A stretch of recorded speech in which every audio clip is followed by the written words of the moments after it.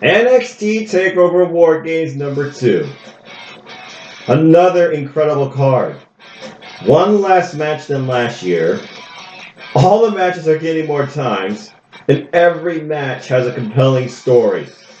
You don't have any veterans either. These are all fresh people, hungry, proud for NXT, and to give us the show of the weekend, which there's no doubt in my mind they will.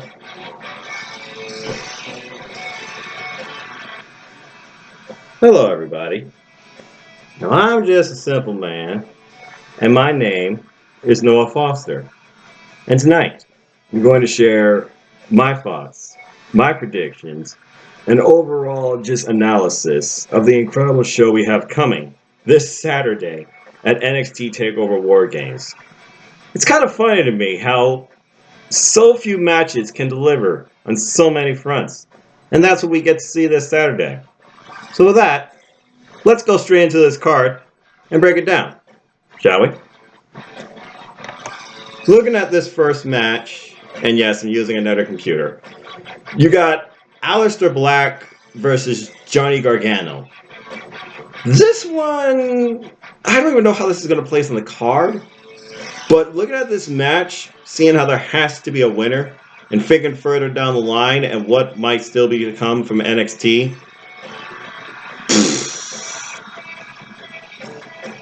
I'm going to give it to, Aleister Black. And here's why. I don't feel like Aleister Black's going up to the main roster yet. He's going in for vengeance. Johnny Gargano is the guy here saying, I'm just a good guy. I've done nothing wrong. But I feel like he's on the verge of being called up to the main roster. I'm not sure where Johnny goes from here in NXT. Maybe he has a breakdown in love with his wife. Maybe they both turned heel. But obviously, he did this all to get back at the title. Now, we'll break that down later. But I don't see Johnny Gargano becoming NXT champion or going after the title. If it is going to be someone going after the title again, it's probably at least to Aleister Black. So for those reasons, I see this being a long, back and forth, compelling narrative told in the ring. But I see Aleister Black winning. And I'm going to stick with that for now. Let's look at our next match here. I still can't believe there's only 4 matches on this card. That is insane. Kairi Sane versus Shayna Baszler. 2 out of 3 falls. Let's see. The history between these two. Started off in the Mae Young Classic. Kairi Sane won. Shayna beat Kairi in an NXT standalone match to qualify later on for the NXT Championship. Then we had Kairi Sane versus Shayna Baszler at NXT TakeOver Brooklyn, where Kairi won and became the champ. She actually gave Shayna, I think, her first defeat via pinfall, if I remember correctly. No, I take that back. Ember Moon did that. I'm sorry. But looking at this match, 2 out of 3 falls, though, you got to really figure about who's going to get the momentum and who's going to get the first fall. Figured about what both these ladies bring. Figured about the factors. Figured about Evolution, where Shayna picked up the title, thanks to Jessamine Duke and Maria Shafir. And I don't see a faction yet with Kairi Sane. I got to imagine that the first fall is going to be pretty quick, okay? And then the second fall is going to really drag out. So as far as the breakdown, I see the first fall going quickly to Kairi Sane, because Shayna Baszler is going to be like, okay, you got me here, quick fall, yeah. And there's no doubt in my mind that Jessamine Duke and Maria Shafir are going to interfere in the match. I don't think they're going to necessarily be out here with her at the beginning, but I definitely can see them being involved by the end at some point. So, with that being said, then you got Shayna, because there's no way I don't see this going too straight for somebody. You got Shayna picking up the second fall. Then you got to think about that also dramatic, who's going to get the final fall. Again, thinking about further down the line, thinking about the best thing going in NXT's women's division today, which is Shayna Baszler, no doubt. I don't know if I want to see Shayna versus Kairi again. So if Kairi wins, I can see that happening again. So I have to go right now that Shayna Baszler is going to win this match 2-1. And I also feel it's going to be because of Marina Shafir and Jessamine Duke, just like before. Which I feel down the line is going to lead to one of two things. It's going to either lead to Kairi Sane being called up, or there's going to be a 6-woman feud down in NXT, where Kairi Sane might have running mates Mia Yim and Io Shirai. But again, just my opinion. Is it that simple? I don't think so. But I'll let you all decide. Now we come to the NXT Championship match. Tommaso Ciampa versus the Velveteen Dream. Oh man, these two are going to go as a barn burner. Velveteen Dream's got to be one of the most over superstars right now in NXT. And it's just a short period of time. To think, this time last year, he made his name in NXT WarGames against Aleister Black, where the whole world said his name, and we remember it to this day. Not only that, Aleister Black gave it to him. What did he say? Enjoy infamy. Well, since then, Velveteen Dream's been nothing but that. He's been on everything, and he's been on everyone's mind as the future of WWE. In my honest opinion, I can't disagree with that. But does that mean he becomes NXT champion? You got Tommaso Ciampa on the other side with Goldie, as he calls the championship, being the most over, greatest sports entertainer of all time. I personally saw him live at NXT Detroit. Shout out to all the great people I met there, by the way. Against a real up-and-comer that I learned a little bit from the indies against his matches with greats like Keith Lee, who are also in NXT. I believe his name now is Donovan Dijak. At one point, I thought he was going to become champion. But Ciampa pulled it out. Ciampa will do anything to win. Now, to be fair, all of his championship matches, they've involved screwy finishes, but besides the one against Aleister Black, they've all been under a unique circumstance. And the only reason he won against Aleister Black was because of Johnny Gargano. So it's funny how these two kind of bridge each other, and how both men are involved in this event, and how all three men are involved when this all really started, even if they aren't involved in the same match. But looking at this, looking at Dream's momentum, looking at the future, but also looking at, remember his callback from last TakeOver, call me Vince, and honestly I don't know if he wants that call.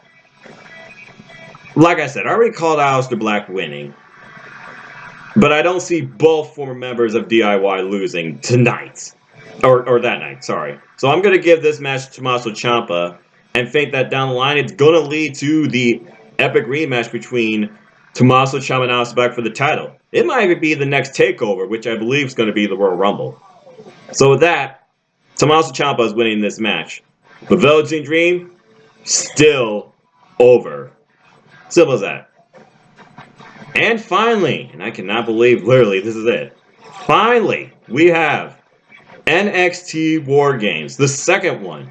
A more traditional one, where you have only 8 men in the ring. Well, it's kind of funny. At the time of this recording, Monday night, 11:56 p.m. Eastern Standard Time, we honestly don't know what the initial setup's going to be. We don't even know who's going to have the advantage. We're going to find it out this Wednesday. Looking at the possible combinations that can happen this Wednesday, looking at the overall athleticism that both teams bring, the overall action, looking at all 8 participants, I'm going to go out on a limb here and say that this Wednesday's match, it might be a call out to the previous NXT TakeOver where Aleister Black took Ricochet on for the North American Championship. I feel like it's going to be those two again.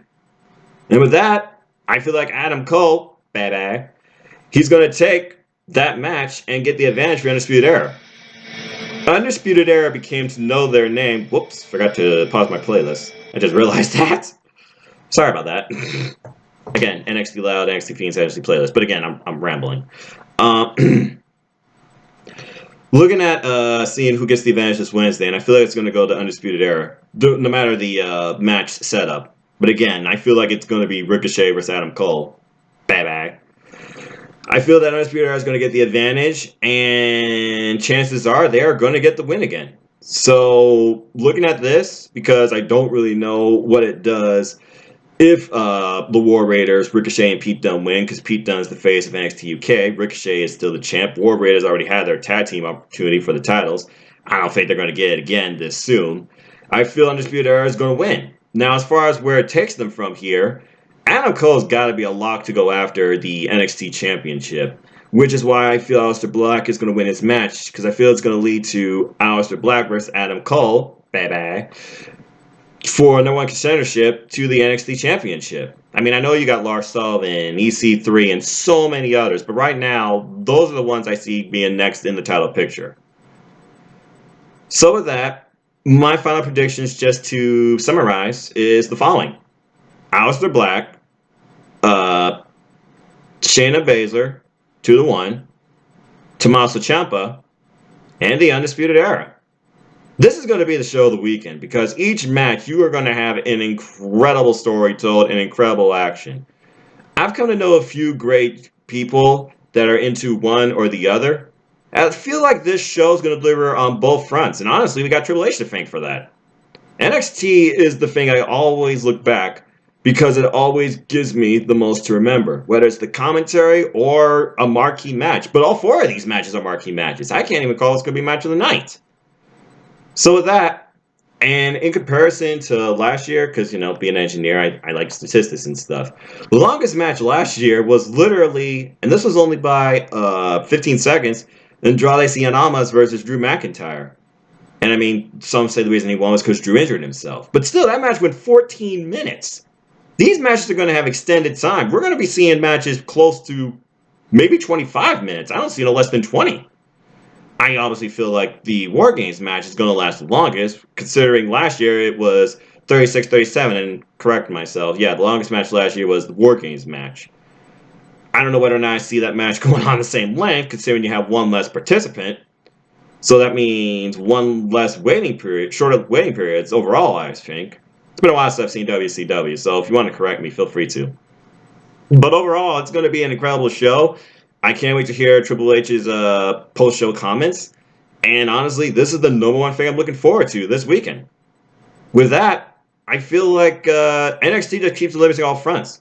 Great matches, decent time for them, good storylines, and I feel like the Fiends fit them better. CFLS should do Fiends for like the mainstream shows. What's the Survivor Series Fiend this year? Let Me Live, Let Me Die? Just use like Art of Dying for 2009 without the words. I think that would even fit better.